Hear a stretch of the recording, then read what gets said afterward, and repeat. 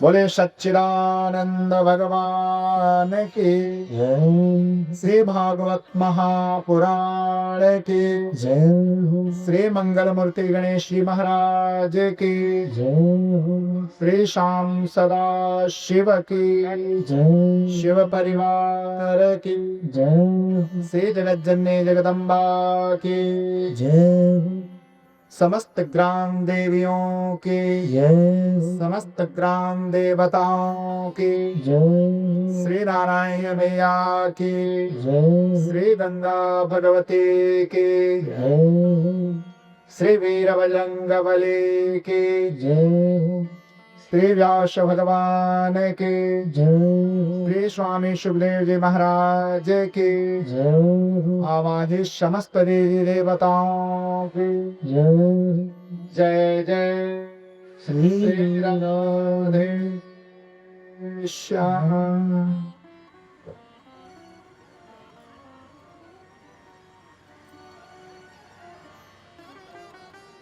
जब हम लोग विद्यार्थी जीवन में थे तो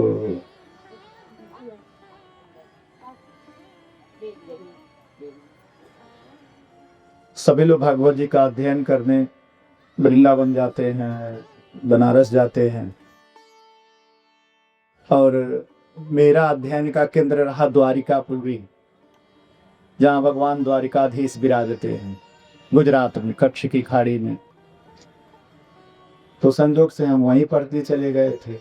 तो हमारे गुरु जी कहा करते थे, जो श्रोता हो, श्रोता मूर्तिमान जो है भागवत जी का वाहक होता।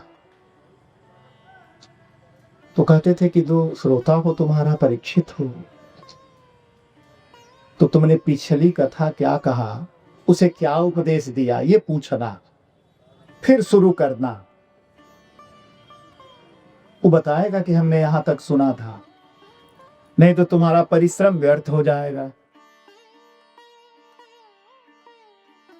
अब हम तो जो करने आए हैं कर रहे हैं। व्यास जी ने पुराणों को वेदों का विभाग करके लिखा। वेदों से ही पुराण आए, और कुरान जो है एक कथानक है जो कभी पुराना नहीं होता है। इसे कथा मानने की गलती न करिए। यह हमेशा वर्तमान है। जीवन का ढंग है। ये हमारा इतिहास है जो वर्तमान में भी प्रकट है और भविष्य में भी प्रकट होगा। शब्द को ब्रह्म कहा जाता है। शब्द कभी नष्ट नहीं होते। तो इसलिए जो है, अब ये कल मैं आपसे पूछा नहीं, क्योंकि कल तो हमने प्रारंभ किया था और कल हमने सुना दिया। तो कल जो हमने आपको पढ़ा दिया, तो जहां विश्राम हुआ था, तो खड़ा हो तो बताइए कहां विश्राम हुआ था, तो हम वहां से शुरू करेंगे, नहीं तो हम तो कुछ भी बोलते चले जाएंगे।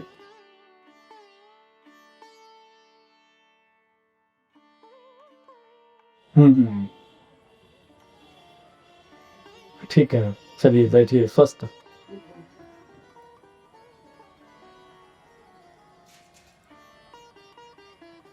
असल में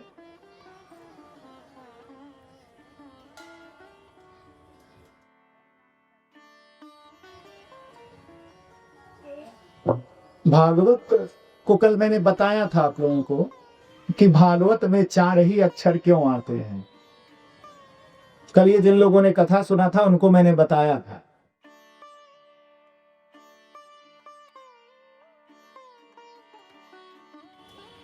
और उसी तरह जिन लोगों ने भागवत जी को सुना होगा तो उन्हें पता होगा भागवत जी में 4 कृष्ण हैं। मैंने इसीलिए कहा था कि भगवान से एक संबंध बनाओ, भगवान से एक संबंध हो, भगवान से पात्र बनाइए, भगवान से जोड़िए खुद को कि भगवान से हमारा ये संबंध हो, भगवान से हम यहां जुड़े हुए हैं।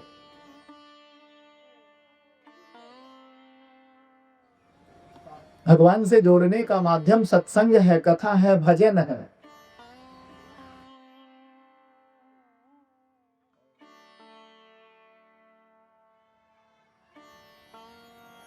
जब भागवत में आप जाते हैं तो आप समझ नहीं पाते हैं कि हम कथा तो सुन रहे हैं, भगवान को सुन रहे हैं।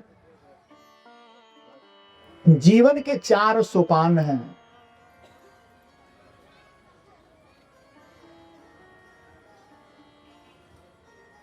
हम जन्म लेते हैं, किशोरावस्था तक जाते हैं, युवा होते हैं और वृद्ध हो जाते हैं। यही है, यही 4 अवस्थाएं हैं। और भागवत में पूर्ण रूप से इन चारों अवस्थाओं का ही वर्णन, मूल रूप से भागवत में इन्हीं चारों का वर्णन है। भागवत जीव के निरंतर कर्मों की गाथा है। भागवत वह सोपान है जो समुद्र मंथन से निकले हुए अमृत के भांत धन्वंतर के कलश में समायोजित है, जिसे जब चाहे पी ले। लेकिन उसके लिए समुद्र मंथन का श्रम करना पड़ता है, वह श्रम करना नहीं चाहता व्यक्ति। आजकल नौधनाढ्य लोगों को चले तो वो मोक्ष भी खरीदेगा, लेकिन दुर्भाग्य इसके मोक्ष खरीदने से नहीं मिलता। उसका मार्ग सत्संग है, तपस्या है।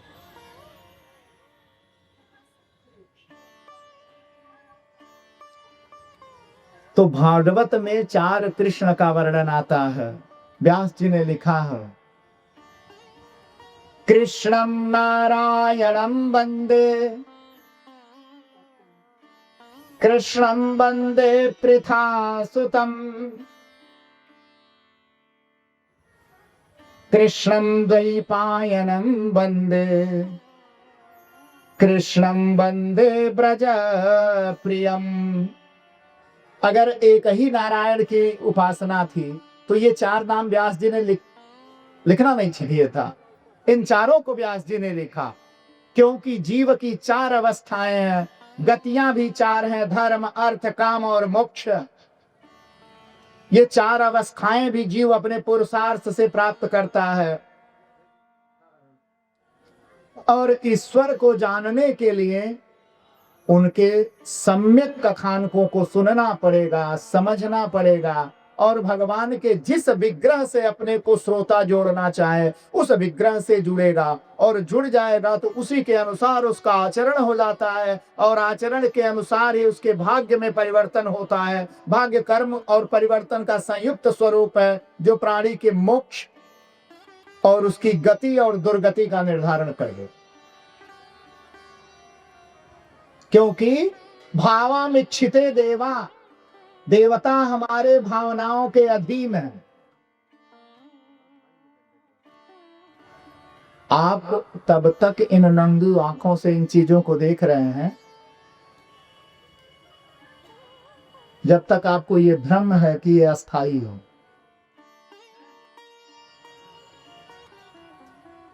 किसी विज्ञान के छात्र से पूछेंगे, और अगर उसने सीरियसली पढ़ा है अपने पुस्तक को,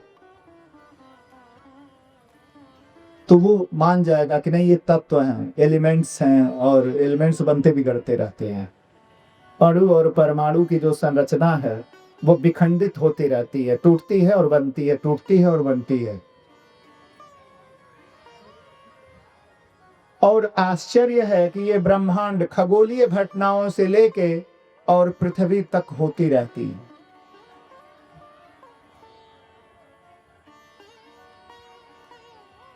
हो सकता है हमारी बात माताओं के समझ में ना आता हो, सोच रही हो कि बाबा कथा कर रहे हैं, पता नहीं क्या समझा रहे हैं। समझा तो हम कथा ही रहे, बोल कथा ही रहे हैं।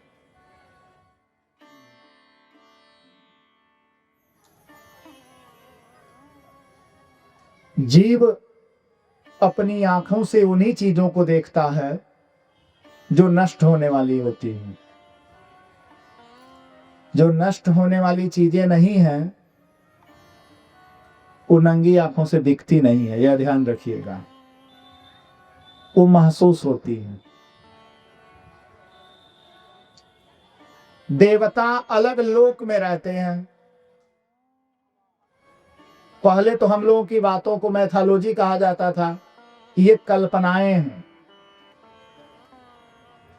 अब जब अंतरिक्ष यात्री जाने लग गए हैं आकाश में, पृथ्वी के ऊपरी लोकों में, चंद्रलोक में, भौमलोक में जाने लग गए हैं, तो उन्हें पता लगा है कि वहां गुरुत्वाकर्षण नहीं है।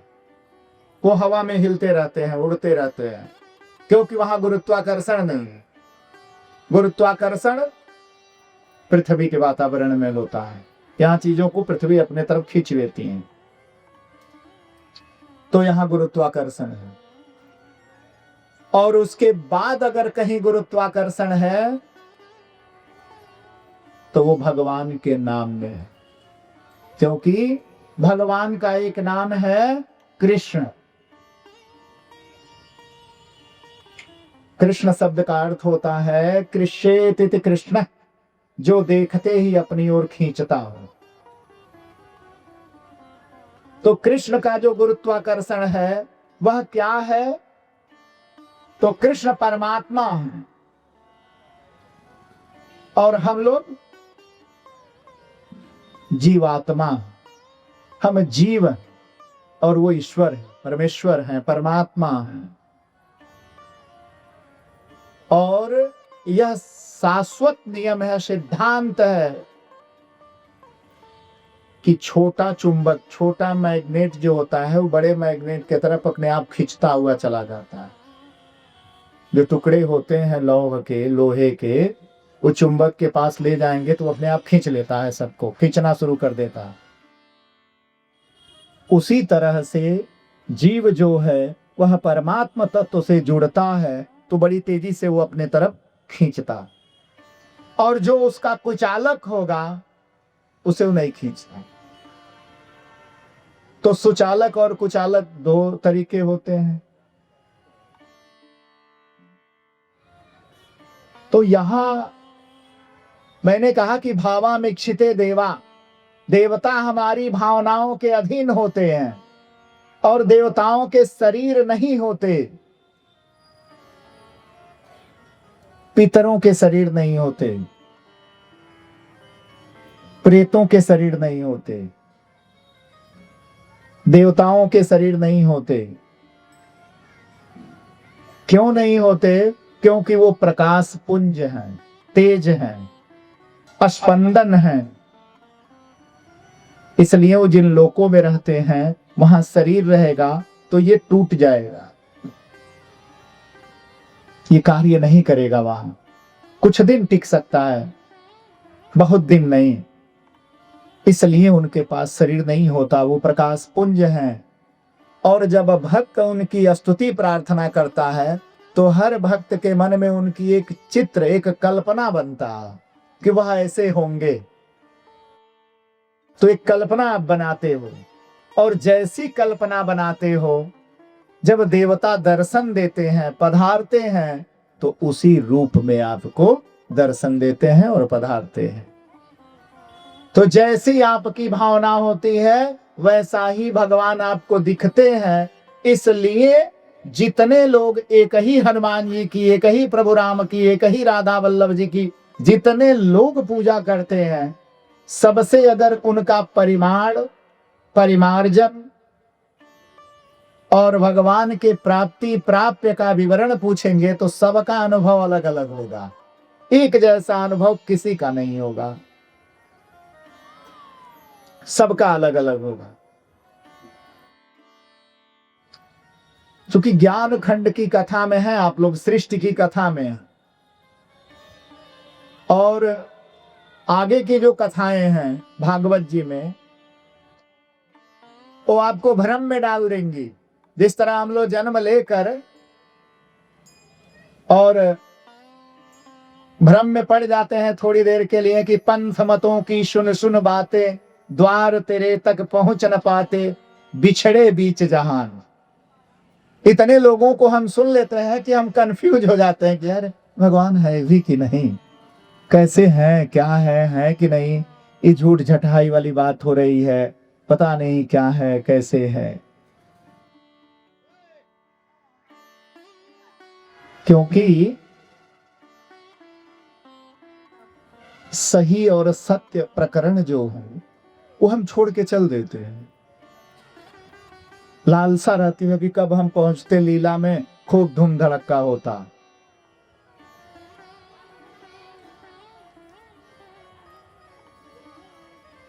धान का बिना छिलका उतारे भात नहीं बन पाता, और भात भगवान का प्रिय प्रसाद है, जगन्नाथ जी का महाप्रसाद कहा जाता है उसको हम आत्माओं की बोली में। और महाप्रसाद में भी छिलका होता है।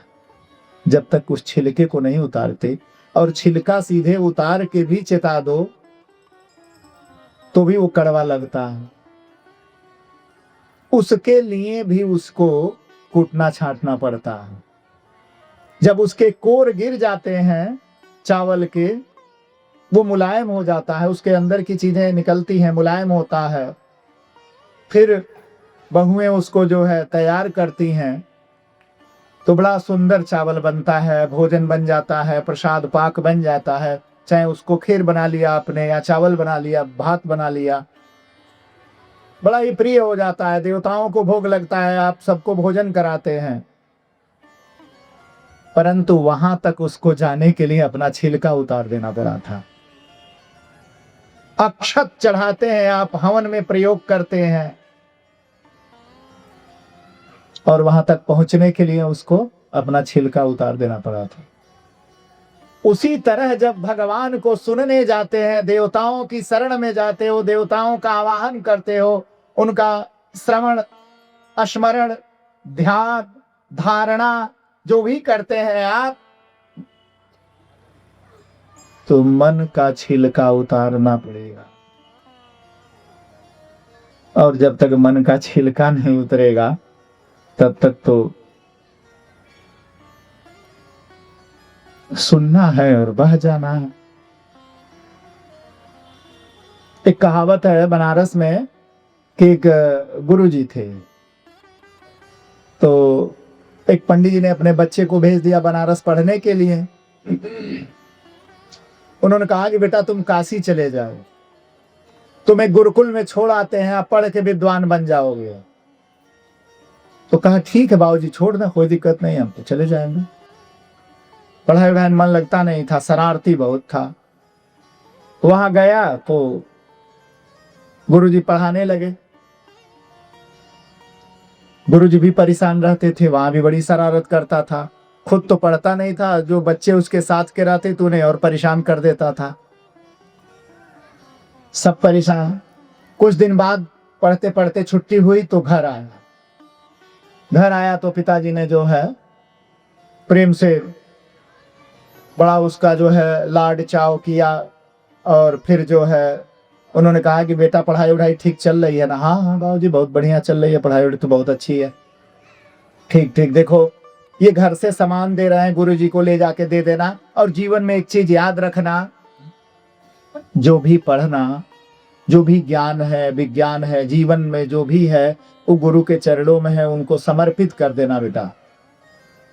कहा ठीक है बाबूजी, हम ऐसा ही करेंगे। चला गया। फिर सामान वामान लेके घर से, चावल दाल जो मिलता ही है घर से, जब गुरुकुल में जाते हैं तो सुविधा अनुसार सभी दे देते हैं। तो चले गए, गुरुजी के यहाँ गया, सौंप दिया गुरुजी को। गुरुजी फिर पढ़ाने लग गए। पढ़ाई में बहुत कमजोर था, आता होता कुछ नहीं था और तैयारी भी नहीं करता था। काफी दिन के बाद पिताजी कहे कि चलो काफी दिन हुआ, चलें बेटे को देख लें क्या पढ़ लिख रहा है, थोड़ा बाबा विश्वनाथ का दर्शन भी कर लेंगे, स्नान भी हो जाएगा, एक बार इसको पूछ भी लेंगे। तो गए तो दर्शन वर्शन करके, गंगा स्नान करके दशाश्वमेध पर निकले, गुरुकुल में पहुंचे। तो पता लगा कि भाई उसके बाबूजी आए हैं, तो गया, प्रणाम पाती किया, ले आया। दूसरे दिन पिताजी ने उसके कहा कि बेटा अब तो हम गांव जाएंगे। अच्छा गुरुजी पढ़ा तो रहे हैं, बड़ा अच्छा पढ़ा रहे थे, तुमने कुछ याद किया है? अकेले ले गए बेटे को, पूछने लग गए। उन्होंने कहा कि बताओ, प्रेम से बताओ हमें कि गुरुजी ने क्या क्या पढ़ा, इसका क्या अर्थ होगा, इस शब्द का क्या उत्तर होगा, बताओ। तो कहा कि हमसे कहाँ पूछ रहा है। और पिताजी अवाक हो गए। उन्होंने कहा तो किससे पूछूं? तो कहा गुरुजी से पूछिए। तो उन्होंने कहा कि गुरुजी से क्यों पूछें, पढ़ तो तू रहा है। तो कहा आप ही ने कह के भेजे हैं, जत पढ़तम तत गुरुए समर्पितम। बेटा जो जो करना वो गुरुजी को समर्पित कर देना। तो जो मैंने पढ़ा वो गुरुजी को दे दिया। तो मेरे पास तो बाबूजी कुछ है ही नहीं, तो मैं क्या बताऊंगा आपको, बताइए, मैं तो गुरुजी को दे दिया। तो ऐसा श्रोता मत बनिएगा कि जो सुनिए वो यहीं छोड़ के चले जाइए। तो ऐसे श्रोता बनने से तो बढ़िया है, सोइए खूब बढ़िया से, आराम बड़ी चीज है, मुंह ढक के सोइए, बढ़िया रहेगा। अगर सुनना है भागवत जी को ना, तो कुछ दिन भगवान को समय दो, क्योंकि अवसर बार बार नहीं मिलता। अनेक जन्म के पुण्य जब प्रकट होते हैं, तो किसी को समय से पहले और किसी को समय बीतते तो उसका भाग मिलता है। भगवान ने गीता में कहा था कि गहना कर्मणो गति, हे पार्थ, कर्मों की गति को भोगना पड़ता है, चाहे वो कर्म अच्छे हो या बुरे हो, कर्म छोड़ते नहीं।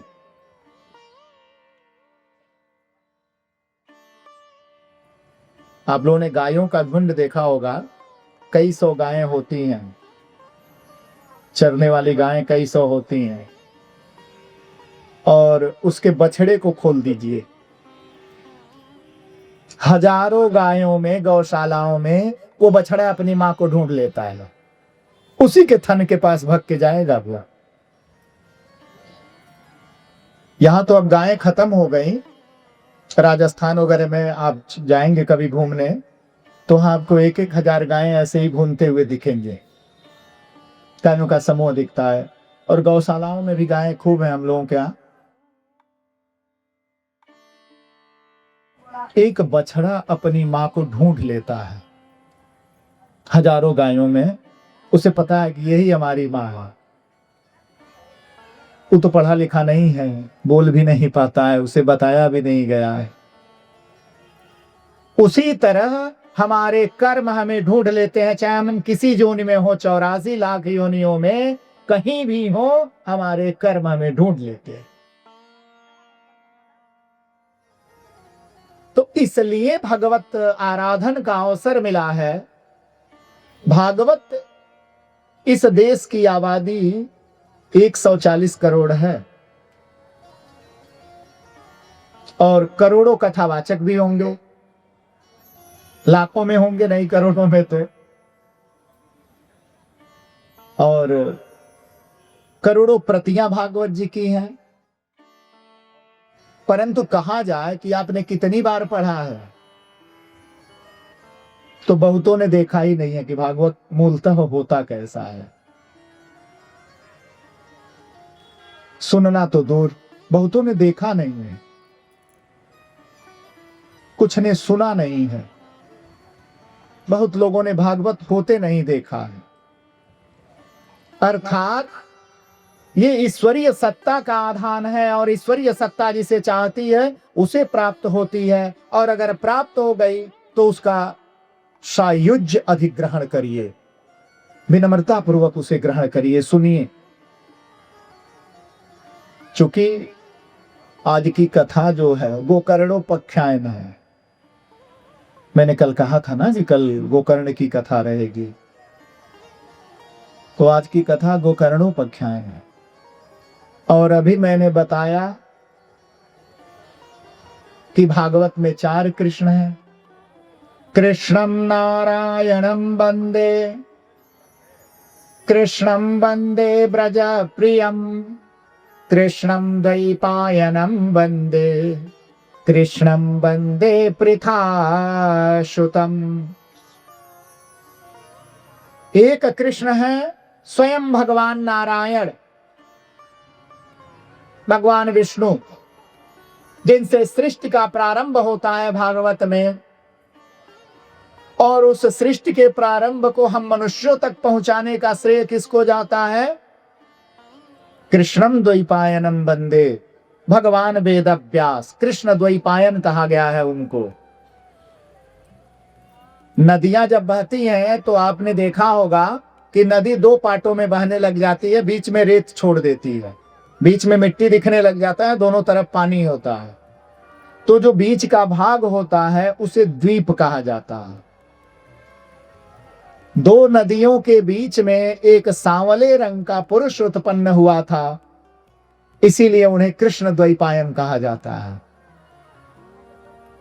गंगा के बीच में जन्म लेने के कारण भगवान वेदव्यास को। और एक कृष्ण स्वयं नारायण है, कृष्णम नारायणम वंदे।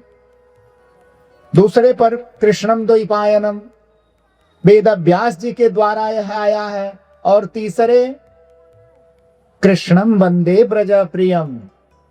जब 10वें स्कंद में आप प्रवेश करते हैं तो वहां ब्रजवासियों के प्रिय भगवान आनंद कंद श्री घनश्याम का वर्णन आता है, जहां वो कभी माखन चुरा रहे हैं, तो कभी पूतना को मार रहे हैं, तो कभी जशोदा जी के यहाँ खेल रहे हैं, कभी उखल में बांधे गए हैं, तो कभी गोवर्धन उठा रहे हैं। और चौथे कृष्णम वंदे पृथासुतम। पृथा जो है भगवती कुंती, देवी कुंती का नाम सुना होगा आप लोगों ने। कुंती का असली नाम पृथा है, और उनके पुत्र हुए अर्जुन। अर्जुन भी भगवान श्री कृष्ण के ही रूप हैं, इसलिए भागवत में कहा गया है कि कृष्णम वंदे पृथासुतम। और पृथा के पुत्र होने के कारण ही भगवान उनको पार्थ कह के बुलाते थे। अर्जुन को इसीलिए पार्थ कहा जाता है क्योंकि उनके माता का नाम पृथा था। 1850 से पहले एक नियम था, जो सनातन धर्म की स्मृतियां हैं, वो ये कहती हैं कि पुत्र को माता के नाम से जाना जाता है या माता के नाम से ही पुकारा जाता है। जब आप वैदिक वाङ्मय को पढ़ेंगे तो भगवान को जसोदा नंदन, देवकी नंदन, कौशल्या नंदन, सुमित्रा नंदन, कैकेयी नंदन, यही कह के बुलाया जाता है ना हमेशा जो है।